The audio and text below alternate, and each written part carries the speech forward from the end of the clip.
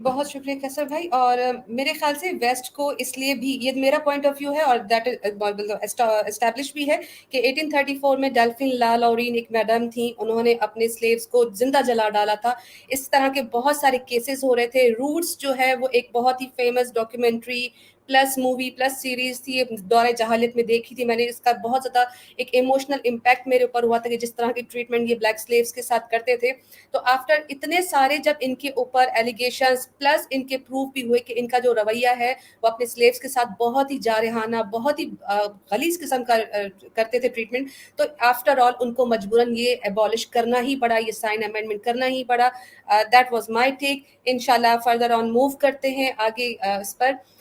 ہمارے next speaker ہیں مفتی شمائل ندوی صاحب. ان کے لیے ایک بہت بڑا سوال اور بہت ہی چیلنجنگ سوال. پرسنلی میں یہ فیل کرتی ہوں کہ یہ وہ اعتراضات ہیں جو عام طور پر ملحدین روایتوں سے، حدیثوں سے، واقعات سے، تاریخ سے لا کر ایک بہت بڑا انبار جمع کر دیتے ہیں.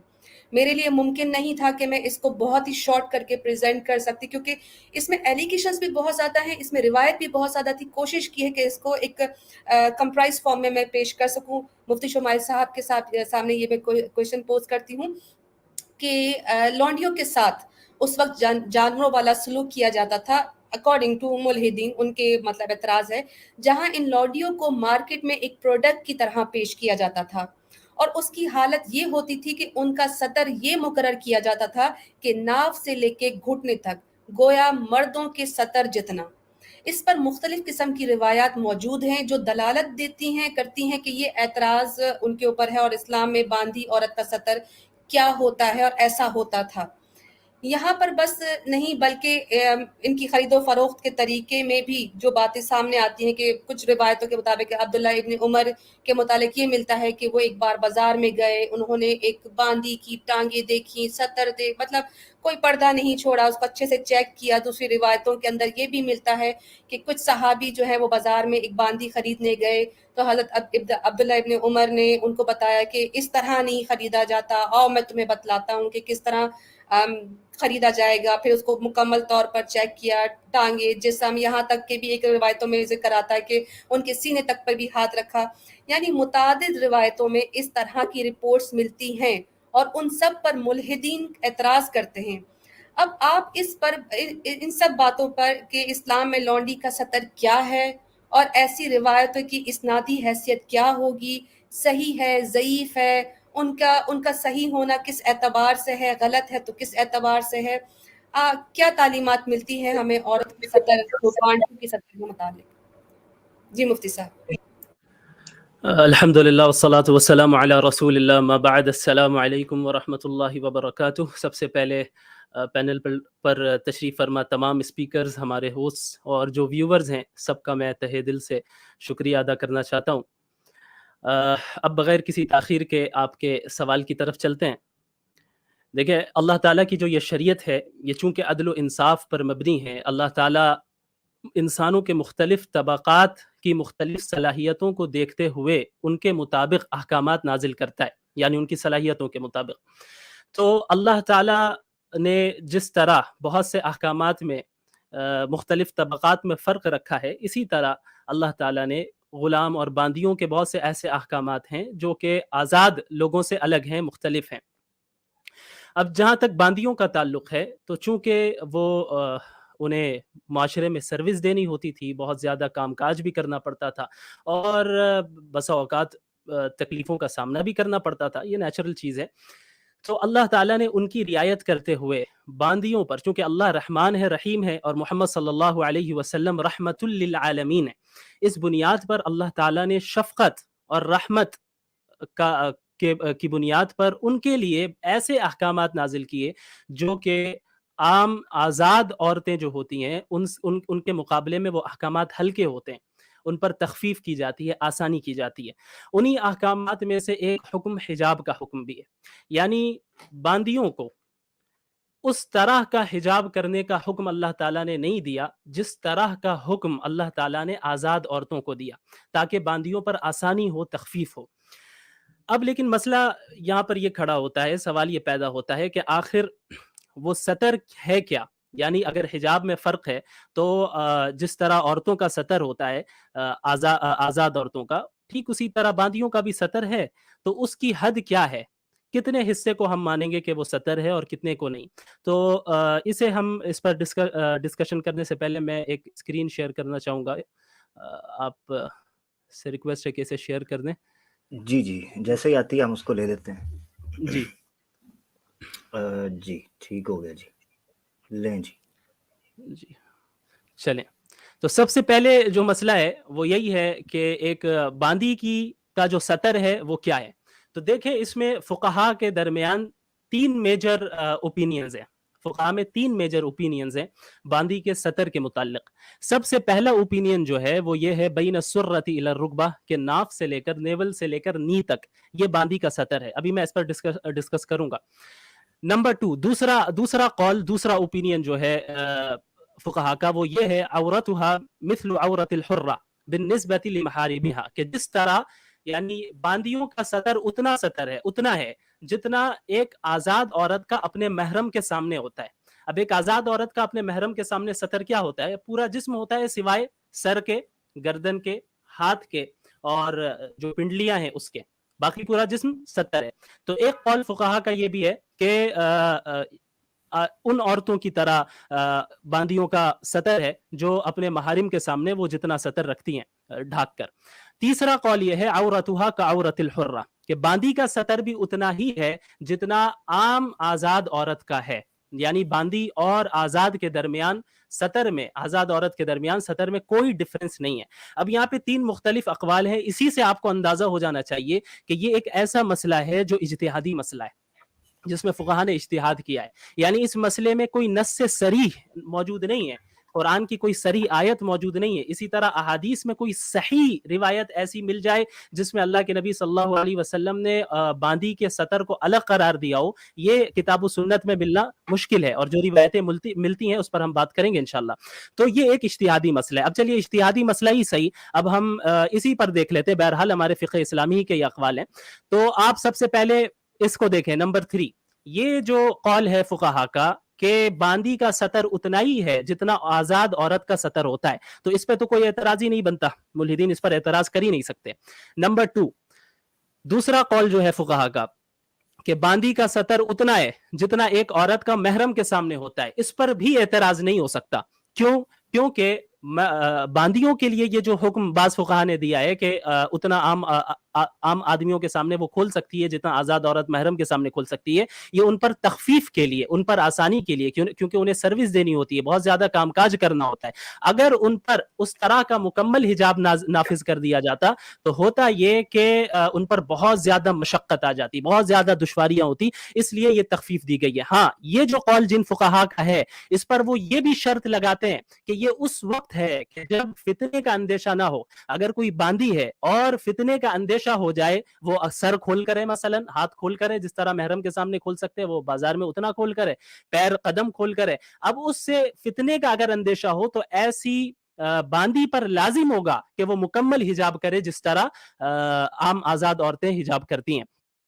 اچھا، اب یہ تینوں اقوال، یہ جو میں نے ابھی باتیں کہی ہیں، یہ آپ کو ان کتابوں میں یہ ساری چیزیں مل جائیں گی. الاختیار لتعلیل المختار، یہ ساری یہ فقہ حنفی کی کتاب ہے. شرح المہذب فی الفقہ الشافعی، فقہ شافعی کی کتاب ہے. الشرح الکبیر لاقرب المسالک الی مذہب الامام مالک. یہ ساری معتبر کتابیں ہیں فقہ میں جس کی طرف علماء اور پورے تمام مسلمان رجوع کرتے ہیں. ظاہر ہے میں جانتا ہوں یہ کتاب کیا ہے، یہ نام بھی ملحدین کے سروں کے اوپر سے جانے والے ہیں کیونکہ وہ تو گوگل سے سرچ کر کے احادیث نکالتے ہیں، یہ ان کا علمی معیار ہے.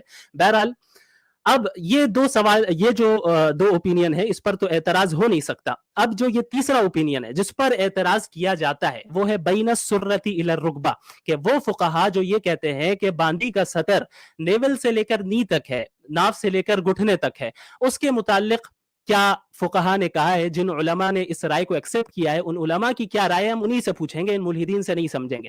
اب آپ دیکھ لیں یہ جو نیکسٹ پیج میں نے آپ کے سامنے اوپن کیا ہے، یہ جو عبارت ہے، یہ جو پیراگراف آپ کے سامنے ہے، یہ زاد المستقنع، یہ ابن قدامہ کی بہت ہی معروف کتاب ہے فقہ حنبلی کی، اس کی شرح شرح الممتع ہے. اس میں یہ پیراگراف موجود ہے جس میں اس کی وضاحت موجود ہے. وہ وضاحت کیا ہے؟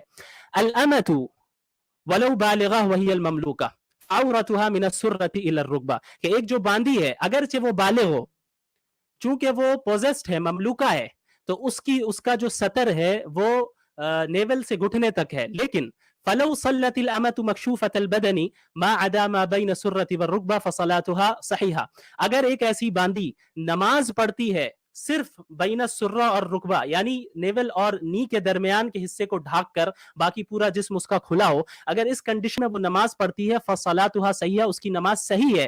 کیوں؟ لأنها سترت ما يجب عليها ستره في الصلاة, کیونکہ اس باندی نے جسم کے اتنے حصے کو ڈھانک دیا جتنے حصے کو ڈھانکنا اس پر نماز کی حالت میں ضروری ہے.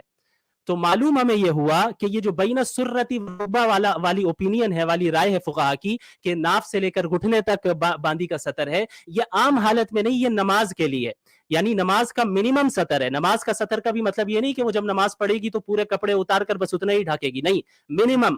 جس طرح مردوں کے لیے ناف سے لے کر گھٹنے تک پہننا یہ منیمم ہے, علی الاقل اتنا ڈھانکنا ضروری ہے, لیکن ایسا تو نہیں ہوتا نماز پڑھنے جاتے ہیں تو کپڑے اتار دیتے ہیں, اتنا ڈھانک کر پڑھتے ہیں.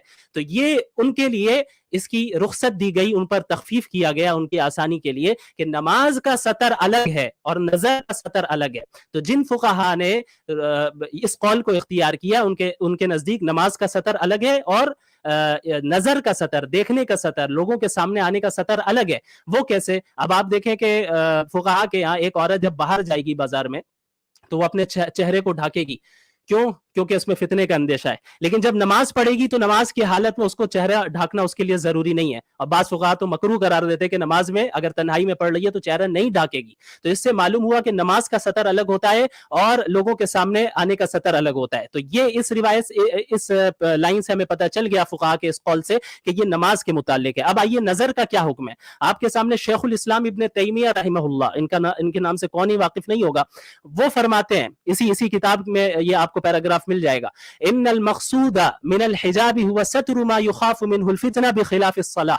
دیکھو جو حجاب کا مسئلہ ہے وہ اس میں جسم کو چھپانے کا جو اس کے پیچھے اصل مقصد ہے وہ فتنے سے بچنا ہے, بخلاف الصلاة, برخلاف صلاح کے.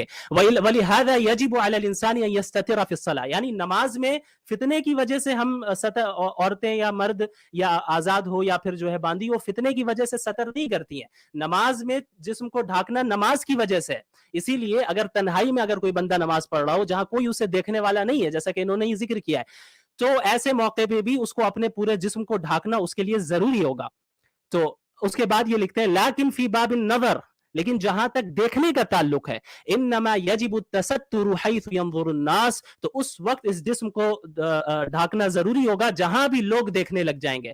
ابن تیمیہ رحمہ اللہ فرماتے ہیں فالعلت فی ھذا غیر العلت فی ذاک, لہذا لوگوں کے سامنے بدن چھپانے کی جو وجہ ہے وہ الگ ہے اور نماز میں بدن چھپانے کی جو وجہ ہے وہ الگ ہے. تو نماز کا تو ہمیں پتہ چل گیا کہ بین السرہ والرکبہ یعنی نیول اور گھٹنے کے درمیان ہے, لیکن نظر کی علت, نظر میں سطر کرنے کی وجہ اور سبب کیا ہے؟ فالعلت فی النظر خوف الفتنہ, لوگوں کے سامنے بدن کو عورتوں کے لیے بدن کو چھپانا ڈھانکنا اس کی وجہ یہ ہے کہ فتنے سے محفوظ رہے. اب آگے کیا فرماتے ہیں, ولا فرق فی ھذا بین النساء الحرائر والنساء الاماء, تو لہٰذا اس مسئلے میں, نظر والے مسئلے میں, لوگوں کے سامنے آنے کے مسئلے میں, بازاروں میں چلنے کے مسئلے میں آزاد عورتوں اور باندیوں کے درمیان کوئی فرق نہیں ہے. زبردست. یعنی یہ جو سطر ہے نماز کے لیے, یہ بھی ان کا قول ہے. میں یہ نہیں کہہ رہا کہ جن لوگوں نے اس قول کو اختیار کیا فقہا نے یہی رائے صحیح ہے, میں اس کی طرف مائل نہیں ہوں, لیکن فقہ اسلامی کا چونکہ قول ہے میں نے اس لیے ذکر کیا کہ جو یہ کہتے بھی ہیں وہ نماز کے سطر اور نظر کے سطر میں فرق کرتے ہیں. تو یہ ہے سطر کا مسئلہ. اور جو لوگ ہاتھ اور سر کو کھولنے کے قائل ہیں, یہ بھی میں نے بتایا, وہ اس وقت جب فتنے کا اندیشہ نہ ہو. جب فتنے کا اندیشہ ہوگا تب اس وقت بھی جو ہے تمام جسم کو ڈھانکنا ضروری ہے, جیسا کہ آپ کو ان کتابوں میں اس کی وضاحت مل جائے گی جو میں نے یہاں پہ ذکر کیا ریفرنس کے طور پہ. اب آئیے, آپ نے روایتوں کا ذکر کیا, ان روایتوں کو اب ہم آپ کے سامنے پیش کرتے ہیں جن کو ملحدین اور اسلام مخالف لوگ عام طور پر لوگوں کے سامنے پیش کرتے اور یہ دکھاتے ہیں کہ علیاذ باللہ یہ صحابہ کرام کا معاشرہ جو ہے بے حیائی پر مبنی تھا, علیاذ باللہ. دیکھیں, سب سے پہلی روایت جو رسول اللہ صلی اللہ علیہ وسلم کی طرف منسوب کی گئی ہے ہم اس پر جاتے ہیں, اور یہ ایک ان روایتوں میں سے ایک روایت ہے جس کی بنیاد پر بعض فقہا نے یہ قول اختیار کر لیا کہ بھائی ناف اور گھٹنے کے درمیانی باندی کا اصل سطر ہے. دیکھیں اللہ کے نبی اس روایت میں کیا ہے، اللہ کے نبی صلی اللہ علیہ وسلم نے فرمایا کہ من اراد شراء جاریہ. اچھا میں زیادہ عربی نہیں پڑھوں گا، اب ترجمہ ہی کروں گا تاکہ وقت زیادہ نہ لگے، کہ جو شخص کسی باندی کو خریدنا چاہ رہا ہے، او اشترا یا اسے خرید لے، تو اسے چاہیے یا اس کے لیے درست ہے کہ وہ اس باندی کے تمام جسم کو دیکھ لے سوائے اس کے سطر کے. تو اصل تو یہ ہے کہ جس پر اعتراض ہوتا ہے کہ جب ابھی خریدنے کے لیے جا رہا ہے بندہ، ابھی خریدا نہیں ہے، تو اللہ کے نبی صلی اللہ علیہ وسلم فرما رہے ہیں کہ وہ اس کے پورے جسم کو دیکھ سکتا ہے سوائے اس کے سطر کے، اور اس کا سطر یہ ہے یعنی معقدی ازاریہ، جہاں ازار باندھنے کی جگہ، یعنی ناف سے لے کر گھٹنے تک. اب یہ روایت آپ صلی اللہ علیہ وسلم کی طرف منسوب ہے. اب آئیے یہ جو سند کو ہم دیکھتے ہیں، اس پہ عیسیٰ بن میمون سب سے پہلے موجود ہیں، اس لیے آگے بڑھنے کی ضرورت نہیں ہے. اب یہ عیسیٰ بن میمون کون ہے؟ عیسیٰ بن میمون، اب آپ اٹھائیں جرح و تعدیل کی کتابیں اٹھا لیں جس پر تمام روات کے حالات لکھے گئے ہیں کہ کون سا راوی ایسا ہے، کون سا نریٹر ایسا ہے جو قابل اعتبار ہے، کون سا ضعیف ہے، کون سا جو ہے وہ واضح ہے، گھڑتا ہے حدیثوں کو. آپ کو ساری تفصیلیں مل جائیں گی، اور ایسی کئی کتابیں، یہاں پہ میں نے صرف 2 کا حوالہ دیا، کتاب الکامل فی ضعفاء الرجال لابن عدی و تقریب التہذیب لابن حجر. عیسیٰ بن میمون ضعیف، یہ ضعیف راوی ہے، اور جس سند میں ایسا راوی ہو جو کہ ضعیف ہو، وہ روایت ضعیف ہو جاتی ہے، وہ صحیح نہیں ہوتی. اور جو ضعیف روایت ہوتی ہے وہ اصول حدیث کی روشنی میں مردود ہوتی ہے، ریجیکٹڈ ہوتی ہے، اسے قبول نہیں کیا جاتا. اچھا یہی روایت ایک دوسری سند سے موجود ہے، جس سند میں جناب حفص بن عمر صاحب ہیں.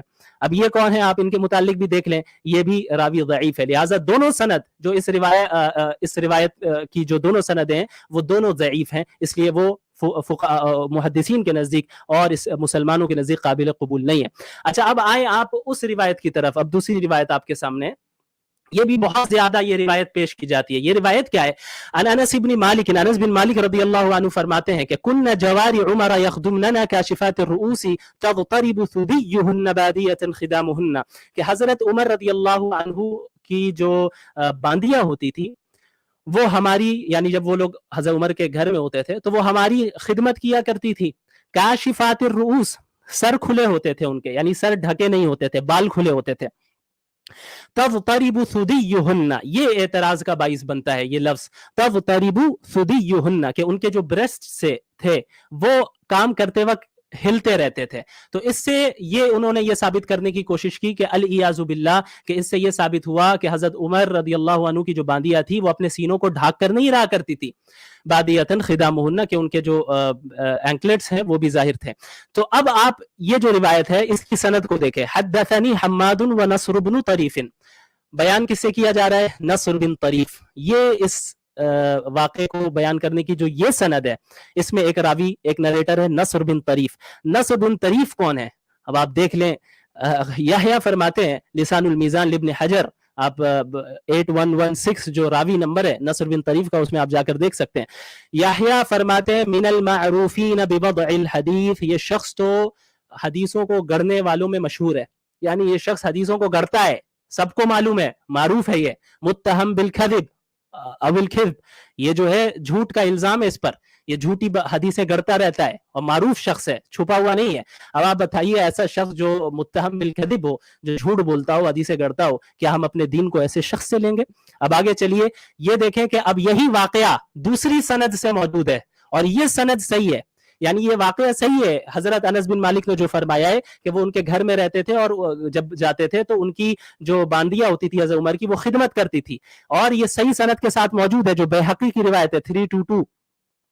لیکن اس روایت میں دیکھیں الفاظ کیا ہے، کن اماء عمر رضی اللہ عنہ یخدمننا کاشفات عن شعورہن تضرب ثدیہن، کہ حضرت عمر رضی اللہ عنہ کی جو باندیاں ہوتی تھی وہ ہماری خدمت کرتی تھی، کاشفات عن شعورہن، جن کے بال کھلے ہوئے ہوتے تھے، تضرب ای تضرب شعورہن ثدیہن، کہ ان کے بال ان کے سینوں پر لگے رہتے تھے، ان کے بال ان کے سینوں پر پڑے رہتے تھے. یعنی جب وہ خدمت کرتی تھی، کام کرتی تھی، تو ہر آنے جانے کی وجہ سے بال ہلتے تھے تو ان کے سینوں سے لگتے تھے. تو یہ اس روایت میں جو کہ صحیح سند کے ساتھ موجود ہے، اس میں تضطرب ثدیہن والے الفاظ نہیں ہے جو ضعیف روایت میں ہے.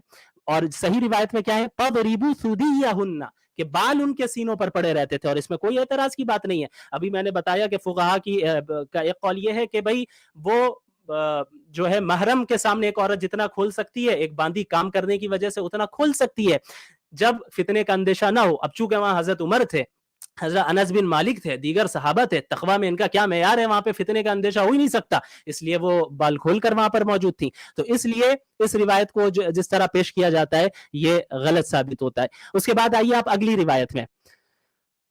اب یہاں پر مسئلہ ہے اس حدیث میں، اس روایت میں جو مصنف عبد الرزاق کی روایت ہے، اس میں حضرت علی کے متعلق کہا گیا ہے یسأل عن الأما، ان سے جو ہے ایک باندی کے متعلق پوچھا گیا کہ جسے بیچا جا رہا ہے کیا اس کی پنڈلی کو اور اس کے پیچھے کے حصے کو اور اس کے پیٹ کو دیکھا جا سکتا ہے؟ تو اس روایت کے مطابق انہوں نے کہا کہ لا باس بذالک، ہاں ایسا کرنے کا کوئی حرج نہیں ہے، یعنی تم اس کی پنڈلی بھی دیکھ سکتے ہو، اس کے پچھلے حصے کو بھی دیکھ سکتے ہو، اس کے پیٹ کو بھی دیکھ سکتے ہو. لا حرمت لا، اس کی تو کوئی حرمت ہے نہیں. انما وقفت لنساومها، وہ تو یہاں پہ کھڑی ہے تاکہ ہم اس کو خریدیں، اس کا سودا کریں. یہ حضرت علی کی طرف منسوب کیا جاتا ہے. اب آئیں آپ اس سند پہ. عبد الرزاق کہتے ہیں ابن جریج نے سے مروی ہے. اب ابن جریج صاحب فرماتے ہیں قال اخبرنی، کہ مجھے خبر دی. کس نے خبر دی؟ مجھے حدیث سنائی. کس نے؟ من اصدقہ، جسے میں سچا سمجھتا ہوں. ام من سمع علیا، اور جسے میں سچا سمجھتا ہوں اس نے ایسے شخص سے سن کر مجھے یہ حدیث بتا رہا ہے، یہ روایت سنا رہا ہے جس نے حضرت علی کو سنا. واہ واہ ماشاءاللہ. اب آپ دیکھیں یہاں پہ دو راوی جو ہے یہاں پر انون ہے. ایک تو ابن جریج کو کس نے سنایا، اس کی وضاحت یہاں پہ موجود نہیں ہے، انہوں نے اس کا نام نہیں دیا. انہوں نے کہا کہ جس کی تصدیق میں کرتا ہوں. تو ابن جریج کی تصدیق کرنا حدیث کو قبول کرنے کے لیے کافی نہیں ہے. اس کے علاوہ پھر ابن جریج کو جس نے سنایا ہے وہ اس نے ایسے شخص سے روایت کی ہے جس نے حضرت علی کو سنا. وہ کون ہے بھائی جس نے حضرت علی کو سنا؟ اس کی بھی وضاحت نہیں ہے، ابہام ہے، راوی مبہم ہے. اور آپ آ جائیں اصول حدیث کی ایک معروف کتاب نزہۃ النظر اور دیگر اصول حدیث کی تمام کتابوں میں آپ کو یہ ساری چیزیں مل جائیں گی. یہ تو میں نے بس ایسے ہی ریفرنس کے طور پہ ایک لکھا ہے. ولا يقبل حدیث المبہم ما لم يسمى، کسی مبہم کی روایت یعنی انون راوی کی حدیث اور روایت قبول نہیں کی جائے گی جب تک کہ اس کا نام نہیں لے لیا جائے. کیوں؟ کیونکہ کسی بھی روایت کو قبول کرنے کی شرط ہی یہ ہے کہ ہم راوی کو دیکھیں کہ بھئی وہ سچا ہے، جھوٹا ہے، کیسا ہے، دیندار ہے، متقی ہے یا نہیں ہے. اب جس کا نام ہی چھپا دیا گیا ہے تو اب ہم کیسے طے کریں گے کہ وہ شخص کون تھا، کیسا تھا؟ لہٰذا یہ روایت بھی مردود ثابت ہوتی ہے، یعنی ریجیکٹڈ ثابت ہوتی ہے. اس کے بعد آئیے مصنف عبد الرزاق کی ایک روایت ہے جس میں حضرت شعبی کی طرف اس قول کو نقل کیا گیا ہے. وہ کیا فرماتے ہیں کہ جب ایک شخص باندی کو خریدے فَإِنَّهُ يَنظُرُ إِلَىٰ كُلِّهَا، جب وہ خرید رہا ہو باندی کو تو اس کے پورے جسم کو دیکھ لے گا إِلَّا الْفَرْجِ، سوائے شرمگاہ کے. شرمگاہ کے علاوہ سب کچھ دیکھ سکتے ہو تم. یہ حضرت شعبی کی طرف منسوب کیا گیا. اب آپ ذرا سند میں دیکھیں. عبد الرزاق کہتے ہیں کہ ثوری سے مروی ہے، ثوری کہتے ہیں کہ جابر سے مروی ہے، جابر کہتے ہیں شعبی سے مروی ہے. اب یہ جابر کون ہے؟ آپ اٹھائیں تقریب التہذیب اور دیگر جرح و تعدیل کی کتابیں. جابر بن یزید الجعفی جو کہ ضعیف ہیں، ایک بڑی تعداد نے انہیں ضعیف قرار دیا ہے. بعض محدثین ایسے ہیں جنہوں نے انہیں صحیح قرار دیا اس شرط کے ساتھ کہ ان کی روایت ان کے ساتھ نہیں ہونی چاہیے. اگر یہ ان کے ساتھ بولتے ہیں تو پھر ہم جو ہے جب تک یہ وضاحت نہیں کریں گے قبول نہیں کریں گے. اور ایک بڑی تعداد ہے تو ضعیف قرار دیا کہ آپ ان کے ساتھ بولیں کیسے بھی کریں، یہ جو ہے ٹھیک ٹھاک نہیں تھے، ان کی روایتیں قبول نہیں کی جا سکتی. اب یہ ان کا مطلب کیا، یہ آگے آئے گا، میں ایکسپلین کروں گا انشاءاللہ. تو بہرحال یہ ثابت ہوا کہ یہ بھی جو روایت ہے حضرت شعبی کے متعلق یہ بھی مردود ہے، قابل قبول نہیں ہے. اب آ جائیں آپ ان روایات کی طرف جو حضرت عبداللہ بن عمر کے متعلق ہے اور جسے سب سے زیادہ شیئر کیا جاتا ہے ملحدین کے جانب سے. جن روایتوں میں یہ ہیں، ترتیب کے ساتھ چلتے ہیں. سب سے پہلی روایت مصنف عبد الرزاق کی، اس میں یہ ہے کہ ابن عمر رضی اللہ عنہما جب یعنی کانا یکشف عن ظہرہا، وہ باندی کے یعنی خریدنے سے پہلے ہی باندی کے پیٹ کو بھی کھول لیتے تھے، وبطنہا اس کے پیٹ کو بھی، وساقہا اور اس کی پنڈلی کو بھی، ویضع یدہ علی عجوزہا اور اس کے پچھلے حصے پر اپنا ہاتھ رکھتے تھے. اب آپ آ جائیں اس روایت کو ہم سمجھیں گے. اس کو سمجھنے سے پہلے آپ کو اس ٹرمینالوجی کو سمجھنا ہوگا کہ تدلیس کسے کہتے ہیں. بہت ہی میں ڈیٹیل میں نہیں جاؤں گا، بہت ہی آسان انداز میں سمجھانے کی کوشش کروں گا. دیکھیں تدلیس کسے کہتے ہیں. تدلیس یہ ہے کہ ایک نریٹر، ایک راوی ایک ایسی روایت بیان کرے جس روایت کو اس نے اپنے استاذ سے خود ڈائریکٹلی نہیں سنا ہو کسی اور سے، لیکن جب وہ اس روایت کو بیان کرے تو اس روایت کو بیان کرتے وقت وہ ایسے الفاظ استعمال کرے کہ سننے والے کو ایسا لگے کہ بھائی اس نے ڈائریکٹ اپنے استاد سے سنا ہے. وہ ایسے الفاظ استعمال کرتا ہے کہ جھوٹ بھی نہ بولنا پڑے اور سننے والے کو لگ جائے، ایسا محسوس ہو جائے، وہم ہو جائے کہ میں نے گویا کہ ڈائریکٹ ان سے سنا ہے. فار ایگزامپل قائلا موہمن سماعو قائلا قال فلان، اگر کوئی شخص جو کہ ایسا عمل کرتا ہے، اس عمل کو جو میں نے بتایا ایکسپلین کیا، اس عمل کو تدلیس کہتے ہیں، ٹھیک ہے، اور اس عمل کے کرنے والے کو مدلس کہتے ہیں. تو اب ایک مدلس قال فلان بھی کبھی کبھی کہتا ہے کہ فلاں شخص نے کہا، تو اب فلاں شخص نے کہا، اس کی تو کوئی آپ کے پاس، آپ نے یہ تو نہیں کہا کہ آپ سے کس نے کہا. ابھی میں آپ سے کہوں کہ بھائی مفتی یاسر صاحب نے ایسا ایسا کہا، تو یہ تو کوئی گارنٹی نہیں ہے نا کہ میں نے ان سے براہ راست سنا ہے، بلکہ ہو سکتا ہے اور میں نے تیسرے شخص سے سنا کہ انہوں نے ایسا کہا، اور میں نے تیسرے شخص کا نام ہی نہیں لیا اور آپ کے سامنے میں نے اس طرح پیش کیا کہ بھائی یاسر صاحب نے کہا ہے، اور اس میں جھوٹ بھی نہیں بولنا پڑے، جھوٹ کا بھی امکان نہ ہو، اور یہ ہو جائے کہ لوگوں کو لگے کہ میں نے ڈائریکٹ مفتی یاسر صاحب سے سنا ہے. تو اسے تدلیس کہتے ہیں، ایسے کرنے والے کو مدلس کہتے ہیں. تو تدلیس کرتے وقت عموماً یہ مدلس یا تو قالا یوز کرتے ہیں یا ان یوز کرتے ہیں. ان فلان یا ان نافع، نافع سے مروی ہے، تو اب نافع سے مروی تو ہے، آپ کو کس نے بتایا یہ بتائیے. قال فلان قال نافع، نافع نے کہا، نافع نے کہا، آپ کو کس نے بتایا، اس کی وضاحت نہیں کر رہے ہیں آپ. تو ایسے حدیث کی اب آپ اس روایت میں آئے، عبد الرزاق عن ابن جریج عن نافع. عبد الرزاق کہتے ہیں کہ ابن جریج سے مروی ہے، اور ابن جریج کہتے ہیں کہ نافع سے مروی ہے. اب یہ ابن جریج کون ہے؟ ابن جریج کی آپ اس کو نکال کر دیکھیں حالات کو، وہاں پر محدثین نے بیان کیا ہے کہ یہ وکان یدلس، یہ تدلیس کیا کرتے تھے، تدلیس کیا کرتے تھے. اب یہاں پہ بھی دیکھیں آپ، اس روایت میں جریج ان کے ساتھ بیان کر رہے ہیں، یہ نہیں کہا انہوں نے حدثنا نافع، حدیث ہمیں نافع نے ہمیں سنایا، اخبرنا نافع، نافع نے ہمیں خبر دی، سمعت میں نے خود سنا، یہ نہیں کہا، انہوں نے کہا ان نافع، نافع سے مروی ہے. لہٰذا اب ایسی حدیث کا کیا حکم ہے، ایسی روایت کا کیا حکم ہے؟ آپ اصول حدیث کی کوئی بھی کتاب اٹھا کر دیکھ لیں، یہاں پر ایک ریفرنس موجود ہے، وحکم من ثبت عنہ التدلیس اذا كان عدلا. ایسی روایت جس میں ایسا نریٹر ہو جس کے متعلق معلوم ہو کہ یہ تدلیس کیا کرتا ہے اور وہ عادل بھی ہو، یعنی متقی ہونا ضروری ہے، دیندار ہونا ضروری ہے، اچھا آدمی ہو، ٹھیک ہے، اچھا آدمی بھی تدلیس کیا کرتے تھے.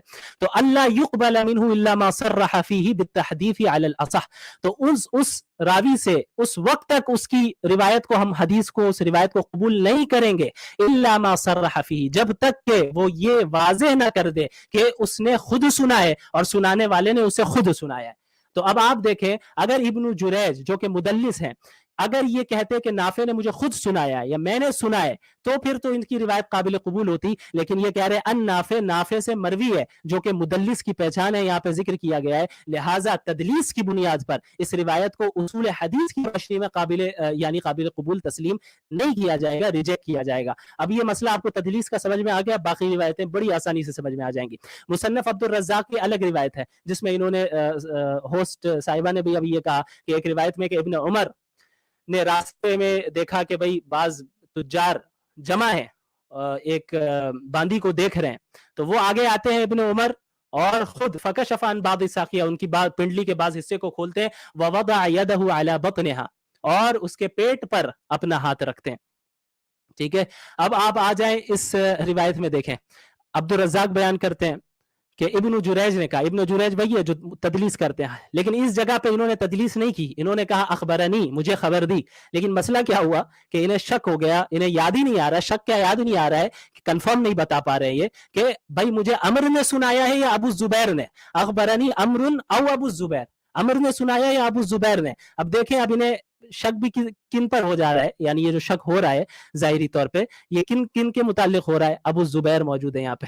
ابو الزبیر کون ہے؟ آپ طبقات المدلسین اٹھا کر دیکھ رہے ہیں، المرتبۃ الثالثہ میں محمد بن مسلم بن تدرس المکی ابو الزبیر، یہ تابعین میں سے مشہور بالتدلیس، تدلیس کرنے میں یہ مشہور ہے. اور ابو الزبیر کے آگے بھی دیکھ لیں ان کے ساتھ بیان کیا جا رہا ہے، یعنی ایک تو انہیں یہی کنفرم نہیں ہے کہ کون ہے ان دونوں میں سے، اور ابو الزبیر کا نام لے لیا جو کہ یہ خود مدلس ہے. اور مدلس اگر ان کے ساتھ بیان کر رہا ہے، جب تک اس کی وضاحت نہیں ہوگی کہ اس نے خود سنا ہے، تب تک قابل قبول نہیں ہوگی وہ روایت. لہٰذا یہ روایت بھی ناقابل قبول ہے اصول حدیث کی روشنی میں. اپنی مرضی سے میں اسے رد نہیں کر رہا ہوں جس طرح اعتراض کیا جاتا ہے. اچھا اب آ جائیں، اب مصنف عبد الرزاق میں دو روایتیں اور رہ گئی ہیں بس.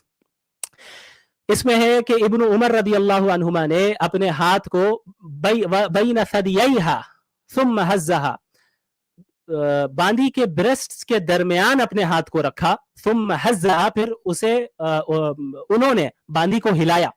ٹھیک ہے، اب اس سند کو آپ دیکھ لیں، عبد الرزاق بیان کرتے ہیں ابن عیینہ سے. یعنی اچھا یہ یاد رکھیے گا کہ ان اسی وقت مدلس اگر ان کے ساتھ بیان کر رہا ہے تب اعتراض ہوگا. ایسا راوی جو تدلیس نہیں کرتا ہے وہ ان کے ساتھ بیان کر سکتا ہے. ٹھیک ہے. عبد الرزاق عن ابن عیینہ, ابن عیینہ سے مروی ہے, وہ کہتے ہیں کہ اخبرنی, مجھے خبر دی, اس نے ابن ابی نجیح نے ان مجاہدن, مجاہد سے.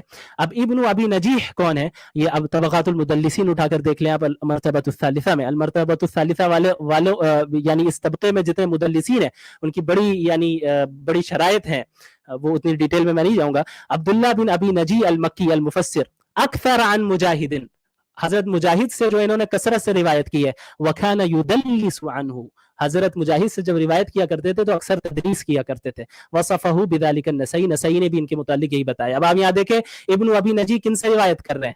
مجاہد سے. اور کس لفظ کے ساتھ کر رہے ہیں؟ ان کے ساتھ. یہ نہیں کہا قال مجاہد, قال بھی کہتے تب بھی تدلیس ہوتی. یہ نہیں کہا کہ مجاہد نے مجھے حدیث سنائی, حدثنا, اخبرنا یا سمعت, یہ نہیں کہا. لہٰذا ابن ابی نجیح مدلس ہیں اور ان کی یہاں پہ وضاحت موجود نہیں ہے, اس وجہ سے یہ روایت بھی ناقابل قبول ہے. اس کے بعد آیا آخری روایت کی طرف, اور یہ وہ روایت ہے جو بہت زیادہ پیش کی جاتی ہے. اس کی سب سے بڑی وجہ یہ ہے کہ صححہ الالبانی, علامہ البانی رحمہ اللہ نے اس روایت کو صحیح قرار دیا ہے, اس وجہ سے لوگ اسے بہت زیادہ پیش کرتے ہیں. اس میں کیا ہے؟ اس میں وہی ہے کہ ابن عمر نے جب وہ باندی خریدتے, کشف عن ساقیہ, اس کی پنڈلی کو کھولتے, اور ووضع یدہ بین ثدییہا, اور اس کی بریسٹ کے درمیان ہاتھ رکھتے اور اس کے پچھلے حصے پہ ہاتھ رکھتے. بیہقی کہتے ہیں, بیہقی کی روایت ہے, وہ کہتے ہیں وَكَأَنَّهُ كَانَ يَضَعُهَا عَلَيْهَا مِنْ وَرَاءِ الثَّوْبِ, شاید ابن عمر کپڑے کے اوپر سے ایسا کیا کرتے ہوں گے. ہمیں اس سے بحث ہی نہیں ہے کیسے بھی کرتے تھے. اب ادھر آئیں, اس روایت میں جتنے روات موجود ہیں, جتنے نریٹرز موجود ہیں یہاں سے لے کر یہاں تک, یہ سارے نریٹرز کیا ہیں؟ یعنی عادل ہیں, اور ان میں سے کوئی ایسا بھی نہیں ہے جس پر اعتراض کیا جائے. تو اس سند کو دیکھتے ہوئے, اس سند کی میں جو موجود روات ہیں, جو نریٹرز ہیں, انہیں دیکھتے ہوئے اس سند پر علامہ البانی رحمہ اللہ نے سند کے صحیح ہونے کا یعنی حکم لگایا ہے. لیکن کیا کوئی روایت صرف سند کے ساتھ صحیح ہو جائے تو اس کو قبول کر لیا جاتا ہے؟ صحیح حدیث کی اصل ڈیفینیشن ہے کیا؟ کیا صرف سند میں راویوں کا صحیح ہونا, عادل ہونا, اچھے حافظے والا ہونا اور سند کا متصل ہونا, یعنی کوئی بریک نہ ہو بیچ میں, کوئی انون نہ ہو, یہی کافی ہے؟ یا صحیح حدیث کے لیے اور بھی شرائط ہیں؟ تو اس کے لیے ہم اصول حدیث کی طرف رجوع کریں گے.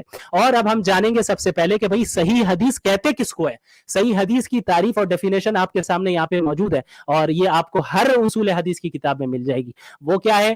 وخبر الاحاد بنقل عدل تام الضبط.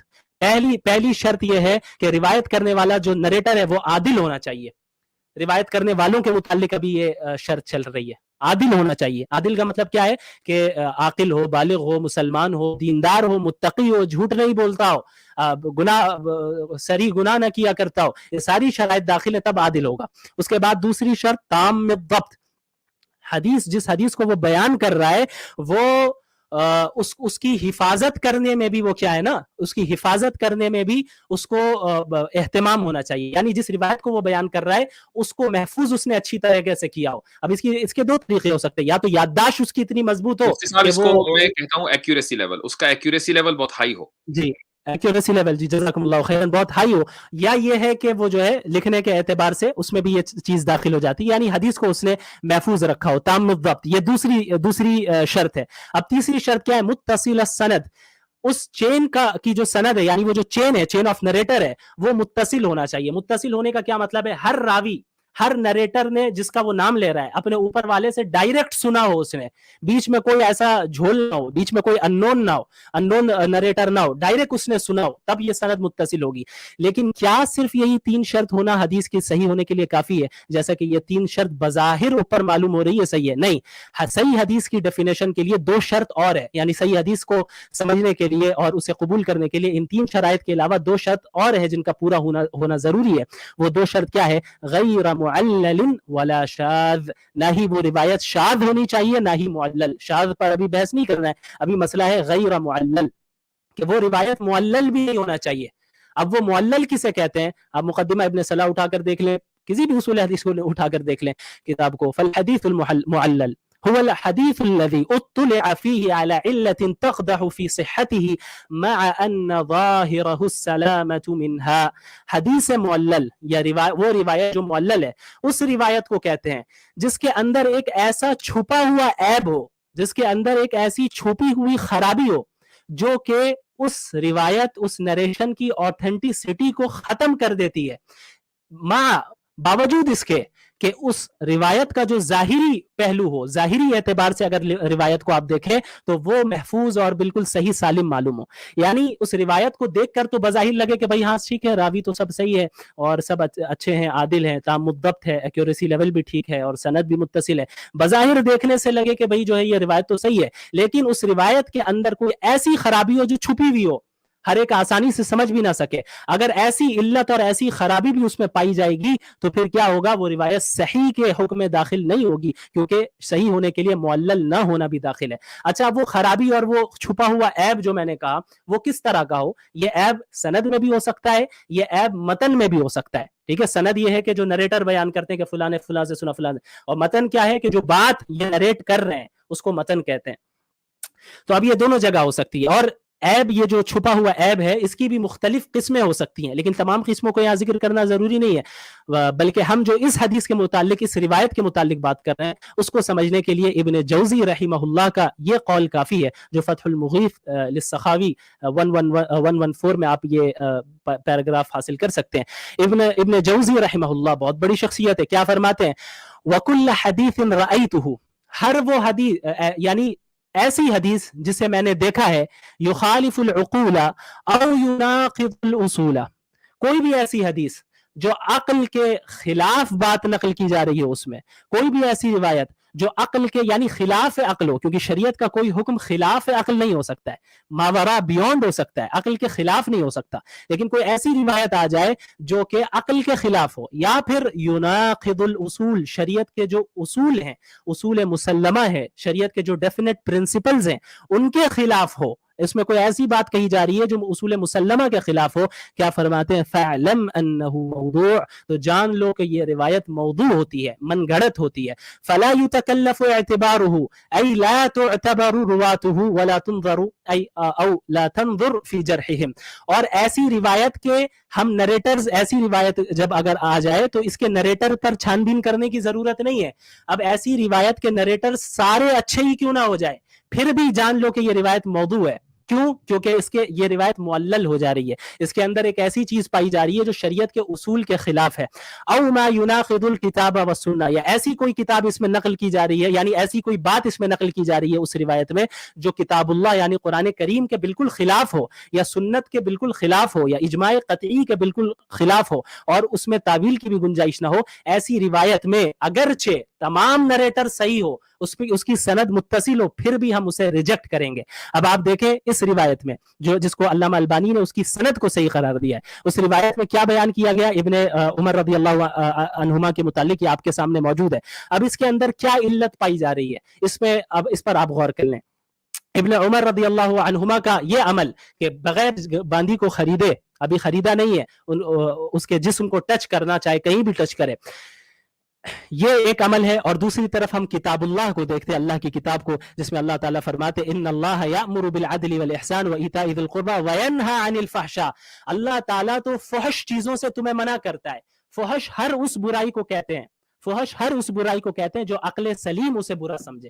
تو جس میں غیر محرم کو ہاتھ لگانا، یعنی ایسی عورت کو ہاتھ لگانا جو کہ جس کو ہاتھ لگانا جائز نہیں ہے، غیر محرم ہے، اس کو ہاتھ لگانا یہ بالکل فحش بات ہے، اور اللہ تعالیٰ تو ایسے فحش کام سے منع کرتا ہے. اب آپ آئے دوسری حدیث کو دیکھیں. قال رسول اللہ صلی اللہ علیہ وسلم لأن يطعن في رأس أحدكم بمخيط من حديد خير له من أن يمس امرأة لا تحل له، کہ تم میں سے ایک شخص کو اگر لوہے کی سوئی سے یا پھر لوہے کی کیل سے تمہارے سر پر مارا جائے، یہ تمہارے لیے بہتر ہوگا بجائے اس کے کہ تم کسی ایسے عورت کو ٹچ کر لو جو کہ تمہارے لیے کیا ہے؟ حلال نہیں ہے، یعنی تمہاری غیر محرم ہے. قال رسول اللہ صلی اللہ علیہ وسلم، دوسری حدیث، یہ ساری صحیح روایتیں ہیں، الحیاء شعبۃ من الایمان، کہ یہ جو حیا ہے، شرم و حیا ہے، یہ ایمان کا حصہ ہے. اور فحشا، فحش چیزیں حیا کا اپوزٹ ہے، اس کی ضد ہے.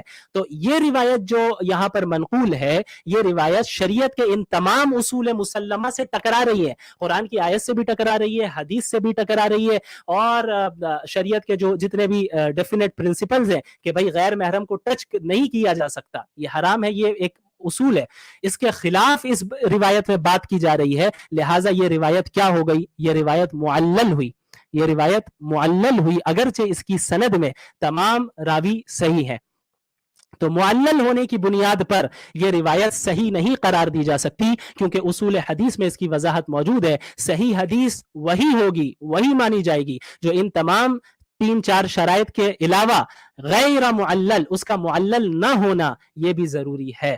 تو اس طرح آپ کو اندازہ ہو گیا ہوگا کہ اچھا یہ جو اعتراض کرتے ہیں لوگ کہ بھئی آپ اپنی طرف سے جو حدیثیں آپ کو سمجھ میں آ جاتی ہیں، جو آپ کے حق میں ہوتی ہیں انہیں قبول کر لیتے ہیں، جو آپ کے خلاف ہوتی ہیں انہیں ریجیکٹ کر لیتے ہیں. تو آج آپ کو یہ بھی معلوم ہو گیا ہوگا کہ ہم یوں ہی بیٹھے بیٹھے ریجیکٹ نہیں کرتے ہیں، بلکہ ان تمام اصول حدیث کے پیش نظر کسی بھی حدیث کو قبول اور ریجیکٹ کیا جاتا ہے. اب میں آپ کو بتاؤں کہ یہی سند کے ساتھ، اسی تدلیس کے ساتھ اور اسی طرح کی سند میں جو جھول موجود ہے، یا پھر معلل والی روایت ہو اور اس روایت میں ہماری تعریف کی جا رہی ہو، ہمارے حق میں وہ بات ہو، تب بھی اصول حدیث کی روشنی میں ہم اس روایت کو ضعیف ہی قرار دیں گے. ایسا نہیں ہوگا وہاں ہم صحیح قرار دے دیں گے، کیونکہ اصول حدیث کی بنیاد پر ہم روایتوں کو پرکھتے ہیں. اچھا اب یہ جو اعتراض کرنے والے ہیں ان روایتوں کو اٹھاتے ہیں اور یہ دکھانا چاہتے ہیں کہ یہ فحاشی عام کی جا رہی ہے علیاذ باللہ.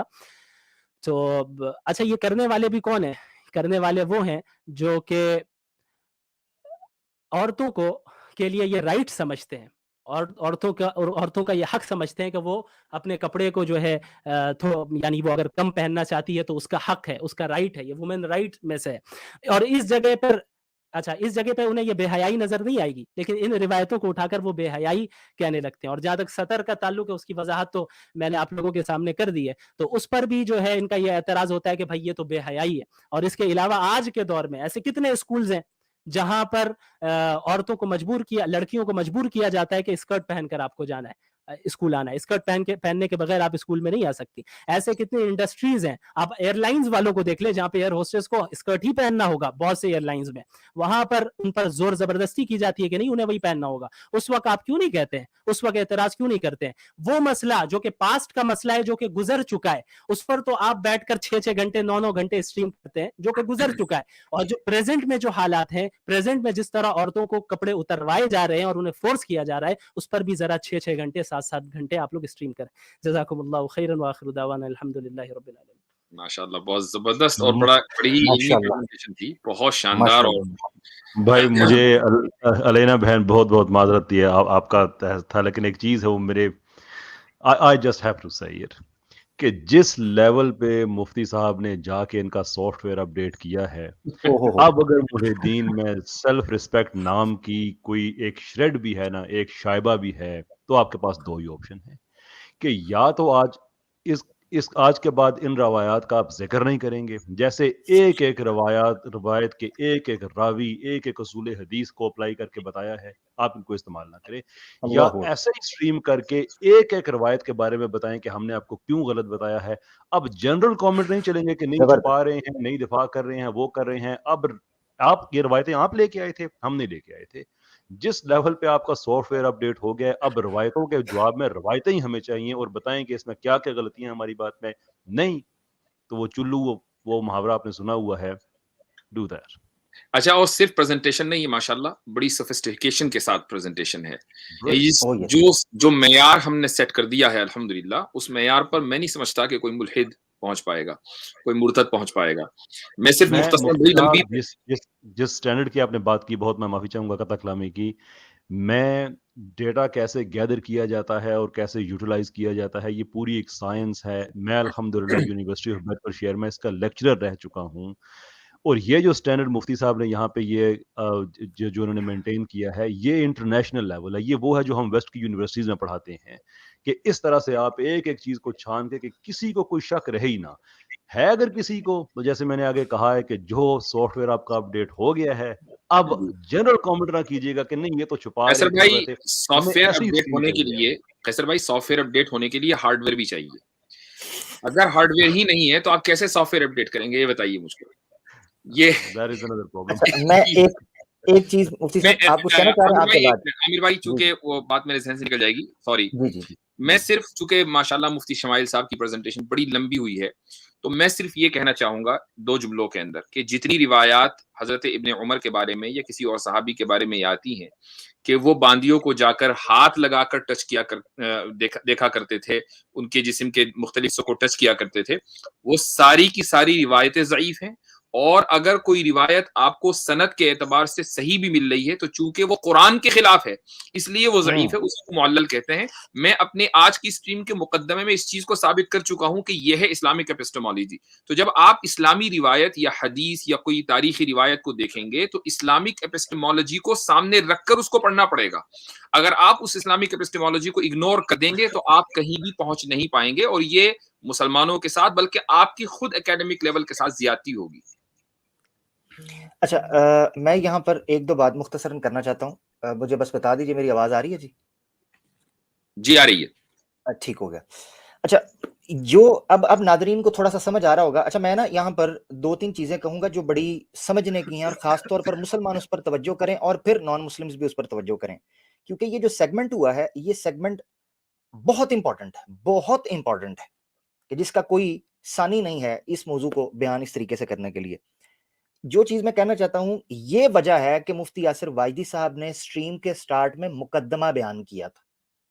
उसकी वजह ये थी कि ये वो सारी तारीखी रवायात या वो रवायात जो मुनक़ता हैं, मतरूक हैं और तदलीस की वजह से हटी हुई हैं, जो जो हुक्म आपके सामने मुफ्ती शमाइल नदवी साहब ने रखे, ये वो वजह थी जिस वजह से उस मुकदमे को रखना आपके सामने जरूरी था। नंबर 1। तो किसी ने अगर वो मुकदमा स्टार्ट में नहीं सुना तो लाजमी स्ट्रीम को शुरू से सुने जो अभी ज्वाइन कर रहे हैं, ताकि आपको पता चले वो मुकदमे की अहमियत क्या थी। नंबर 1। नंबर 2, मैं ये कहता हूं आम मुसलमान को जो मुझे सुन रहा है, मुखलिस, आप में से एक बड़ी तादाद है, इल्ला माशाल्लाह उस कलील तादाद की एक बड़ी तादाद है कि बहुत सी इस्तिलाहें, बहुत से वो टर्मिनोलॉजीज और वो तरीकाकार जो मुफ्ती साहब ने यह बयान किया है, हो सकता है आपके ऊपर से गुजरा हो। ये मैं पूरी ईमानदारी के साथ कह रहा हूं, दोबारा सुनना पड़ेगा एक बार। बहुत सी ऐसी चीजें हैं जो आपके ऊपर से गुजरी होंगी। अब आप अंदाजा करें कि जब आप मुसलमान हैं, आप दीन को सही तरीके से आपके ऊपर से, तो ये नॉन मुस्लिम्स किस खेत की मूली हैं? और वो मुर्तद के जिन्होंने सारी जिंदगी कभी अरबी को हाथ नहीं लगाया, ना पढ़ा है, उसूल हदीस दूर की बात है, अरबी लिटरेचर को कभी नहीं पढ़ा, ग्रामर को, और वो इन रवायतों के ऊपर बात कर रहे हैं। अच्छा, एक और चीज यहां मैं कहना चाहता हूं कि जी वो कई मुल्हिदीन जो हैं वो नीचे भी परेशान हो रहे थे और बड़ी जगहों पर वो परेशान होंगे, ए जी बोरिंग जनाब, इसको ओ ये तुम लोगों का मसला ये है कि झूठो झूठ चुताली तुम लोगों की रालें टपकना शुरू हो जाती हैं। झूठ बोलो तो तुम मजे लेते हो, और जब उसके ऊपर तहकीक पेश की जाती है, नहीं जी हमारी समझ में नहीं आ रहा, बोरिंग है, ये है वो है, तो फिर मसला हल कैसे होगा, मुझे ये बताओ। मैं तो यहां इसलिए थोड़ा जज्बाती होकर कह रहा हूं कि एक तरफ आप कहते हो कि मसला हल करना है, इस्लाम इन चीजों के जवाब दे, जब उन रवायतों के ऊपर बाकायदा तहकीकी और उसूली गुफ्तगू होती है जरो तादील के इल्म के मुताबिक, आप लोग भागना शुरू कर देते हो। तो मसला कैसे हल करना है? एक साइड की बात सुन के हमेशा चले जाना है। इसलिए इस चीज की तरफ तवज्जो दिलाना बहुत जरूरी थी। जी अलीना बहन। बहुत शुक्रिया। गिला करती हुई चलूं इस बात पे कि जब आप लोग पहले ही मेला लूट लेते, माशाल्लाह मेरे जहन में इतने सारे पॉइंट्स थे कि जो ऑलरेडी आप लोगों ने कवर कर दिए।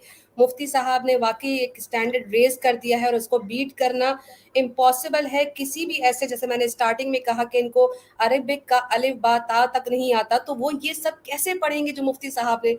मीन्स सॉफ्टवेयर तो अपडेट हुआ, मेरे ख्याल से वो जल के भस्म भी हो गया होगा, क्योंकि उनको समझ नहीं आ रहा। जो पम्फलेट्स पढ़कर हदीस बताते हैं और ये कहते हैं कि हमने जी पम्फलेट पढ़ा था हदीस पर, तो उनको ये चीजें कैसे समझ आएंगी। और मेरे ख्याल से जहां तक मेरा अंदाजा है, मुफ्ती साहब ने बाकायदा इसकी तालीम ली होगी, इस पर अपना वक्त लगाया होगा, सालों साल मुहद्दिस, हदीसें पढ़ना, उसकी साइंस पढ़ना। अब कैसे कंपैरिजन करेंगे ये मुल्हिदीन मुर्तदीन ऐसी नॉलेज का और ऐसी बात का। मेरे ख्याल से तो अब इनके लिए वो, जैसे हमारे कैसर भाई ने कहा कि अब इनके लिए कोई کوئی ٹاپک نہیں بچا, وہی چلو بھر پانی والی بات رہ گئی ہے. یا تو پھر آ جاؤ اسی لیول پہ اسٹڈی کرو, مفتی صاحب سے جو ہے وہ 1-on-1 ڈسکشن کرو, ایک ایک جو انہوں نے بات کی ہے. اگر وہ اس کو نہیں رد کر سکتے اور اس میں سے کوئی شرم کا مقام ہے, ڈوب مرنے کا مقام ہے, بہت شکریہ.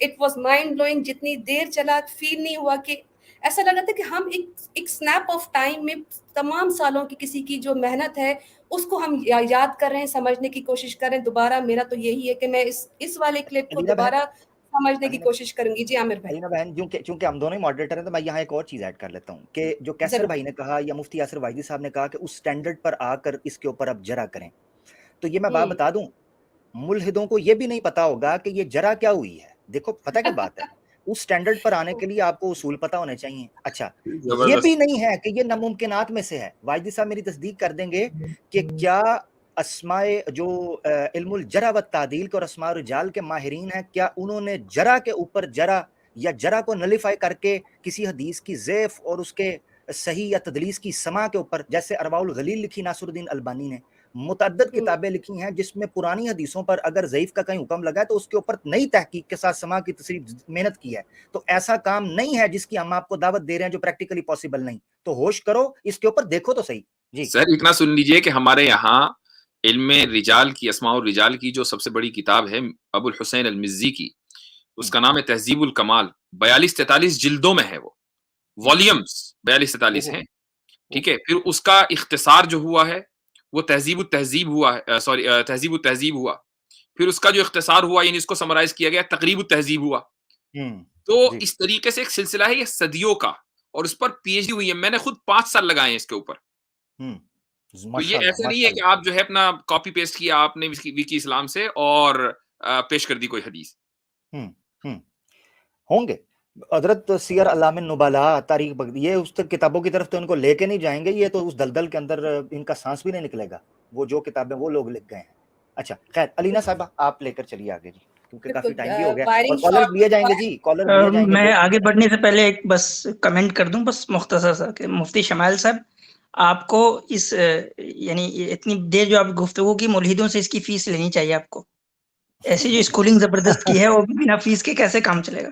یہ بات تو ہے. لا اسالکم اجرا, ہم تو وہی کہیں گے جو ہمارے محمد صلی اللہ علیہ وسلم اور انبیاء نے کہا کہ اس پر ہم اجرت نہیں لیتے. سبحان اللہ. زبردست. سپر چیٹ سپر کنجوسی, آج سپر چیٹ سپر کنجوسی. جی جناب آگے. بلکہ میرا جو اندازہ ہے کہ مفتی صاحب کو تو آلریڈی اس بات کا علم ہوگا کہ یہ جو وہ محنت کر رہے ہیں اور سنا رہے ہیں وہ ان لوگوں کے لیے نہیں ہے جو صرف اس میں سے برائیاں نکالنا چاہ رہے ہیں, جن کا ٹارگٹ یہی ہے کہ اسلام کو ملائن کیا جائے. یہ تو ہمارے مفتی صاحب نے ان لوگوں کے لیے محنت کی ہے جو واقعی میں علم حاصل کرنا چاہتے ہیں, اور وہ واقعی صدقہ جاریہ بنے گا انشاءاللہ آگے بھی. میں ایک چھوٹا سا سوال جو ہے نا مفتی یاسر ندیم الواجدی صاحب سے رکھنا چاہوں گی کہ مفتی صاحب یہ کتنا عرصہ لگے گا, یہ جو ملحدین جو بڑے بڑے آپ جن کے ساتھ آپ کا بھی ڈسکشن ڈیبیٹ ہوئی, ان کو تقریباً کتنا عرصہ لگ جائے گا ان تمام چیزوں کو سمجھنے میں, کیونکہ آپ نے کہا آپ کو 5 سال لگے, اس سے پہلے بھی آپ نے اسٹڈیز کی. یہ ایک منیمم آپ ان کو کچھ بتا دیجیے کہ کتنے عرصے میں یہ اس پر پہنچ سکتے ہیں. میں علم حدیث میں نے الحمدللہ پی ایچ ڈی کی ہے ملیشیا سے, اور اس سے پہلے میں نے عالم کورس کیا ہے 8 سال. تو 8 سال کا ہمارا عالم کورس ہے, اور 8 سال میں کئی سال علوم حدیث کی کتابیں پڑھی ہیں. اس کے بعد 5 سال پی ایچ ڈی کے لگا لیجئے, بیچ میں جو 2 سال ہیں وہ دوسرے سبجیکٹ پر میں نے ماسٹرز کیا تھا. اس کے باوجود بھی آج میں یہ کلیم کر کے نہیں کہہ سکتا کہ جی مجھے حدیث کا سب پتہ چل گیا ہے. بس اتنا سن لیجیے. اللہ اکبر. یہ میں آپ کو بتا دیتا ہوں ان کو کتنا ٹائم لگے گا. جتنا ڈاروینین ایوولوشن کا ٹائم لگتا ہے نا, ملین اینڈ بلین ایئرز, اتنا ٹائم لگے گا. جی یہ صحیح شاید اس سے بھی زیادہ عامر بھائی. جی ٹھیک ہو گیا. جی لینے صاحب کیسر بھائی کچھ کہنا چاہ رہے ہیں. جی کیسر بھائی بس ایک چھوٹی سی ایوولوشن اور کیسر بھائی نہ کہیں. جو لاسٹ کاز ہے نا ان کی تو ہم بات نہیں کریں گے, جو رائٹ آف ہو چکے ہیں. لیکن وہ بچے جو بارڈر پہ کھڑے ہیں, جو ان کے آرگومنٹ سے بڑے متاثر ہوتے ہیں, میرا بیٹا میری بیٹی, یہ وہ سورسز ہیں, یہ وہ لوگ ہیں جن سے آپ نے دین سیکھنا ہے, ان سے نہیں جو دین کو ختم کرنے کے لیے نکلے ہوئے ہیں. And if this doesn't clarify your doubts, I'm not sure what will. बहुत शुक्रिया। यानी कि इन दी एंड इन तमाम मुल्हिदीन को तोड़ के नया बनाना पड़ेगा, दोबारा से इनका सांचा जो है वो सेट करना पड़ेगा, शायद फिर इनकी अक्लों में ये बात समझ आए कि ये इल्म इस तरह हासिल नहीं होगा कि सिर्फ जस्ट जाके sunnah.com पे लिखा स्लेवरी, बांदी, कॉन्क्यूबाइन और फिर उठा के ले आए इंग्लिश में और फिर उसको कह रहे हैं कि आके लाइव स्ट्रीम में कहते हैं जी मैंने तो अरबिक नहीं पढ़ी, मेरे पास और मजीद अल्फाज नहीं है।